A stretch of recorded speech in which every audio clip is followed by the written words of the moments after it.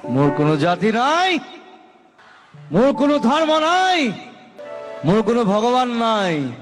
আমাৰ সৈতে আছে জুবিন দা, যি নাগৰিকত্ব সংশোধনী বিধেয়কখন গৈ নাগৰিকত্ব সংশোধনী আনি হোৱাৰ পাছতো আজি হাৰ মানি থকা নাই, ওলাই আহিছে ঘৰৰ পৰা। জুবিন দা, কেব গুচি কে হ'ল, ইয়াৰ পিছত কি হ'ব এতিয়া? এইটো কেলা হ'ব।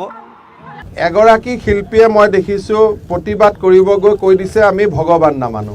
এতিয়া আমিতো ভগৱান মানো, গতিকে অসমৰ মানুহ আৰু তেওঁলোকৰ লাইন একে আছে নে নাই?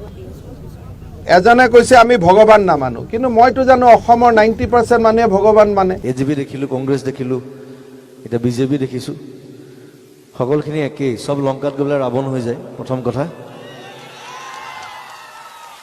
গতিকে সেইটো বস্তু বাৰে বাৰে নহ'ব, বাৰে বাৰে গোটেই জীৱনটো যদি এইটো চাই থাকিবলৈকে জন্ম হৈছোঁ আৰু তেনেহ'লে বেলেগ দেশত গুচি যোৱা ভাল, বেলেগ জেগাত গুচি যোৱা ভাল। গতিকে কিন্তু যাবৰ মন নাই অসম এৰি, প্ৰথম কথা। আৰু এইটো নিজৰ দায়িত্ব বুলি হ'ব আমাৰ, যে কিবা এটা বেয়া হৈছে অসমৰ কাৰণে, সেইটো কাৰণে ওলাই আহিছোঁ। মই কোনো ৰাজনীতিবিদো নহয়, মই ৰাজনীতিৰ লগত জড়িতও নহয়, মই কংগ্ৰেছো নহয়, BJPও নহয়, মই AJPও নহয়, প্ৰথম কথা। NRC পিছত কে পিছত MPR, তাৰপিছত কি হয় নাজানো। মই ফটকৈ খং উঠিলে বেয়া শব্দ ওলাই যাম মোৰ মুখৰ পৰা, চৰি, আজি নকওঁ। চ' সেই বেয়া শব্দলৈ যোৱাৰ পৰিৱেশটো সৃষ্টি কৰিছে কোনে? এইটো BJPয়ে কৰিছে, প্ৰথম কথা। বহুতে মনে মনে ভিতৰত থৈ দিয়ে, ক'বলৈ বেয়া পায়, ষ্টেজত নকয়, মই কৈ দিওঁ। মই ভয় কৰা মানুহ নহয়, কাকো ভয়ো নকৰোঁ, কাকো খাতিৰো নকৰোঁ, ঘেণ্টা খাতিৰ নকৰোঁ কাকো, BJP হওক কংগ্ৰেছ হওক।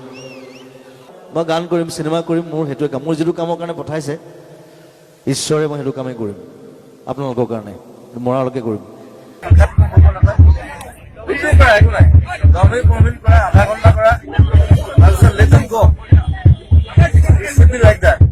খালি বস্তুটো অব্যাহত থাকিব লাগিব।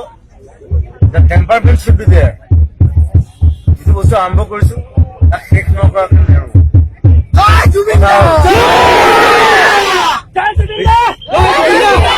কথা হ'ল BJPক যেনেকে জিকাইছিলো তেনেকে হৰুৱাম এবাৰ।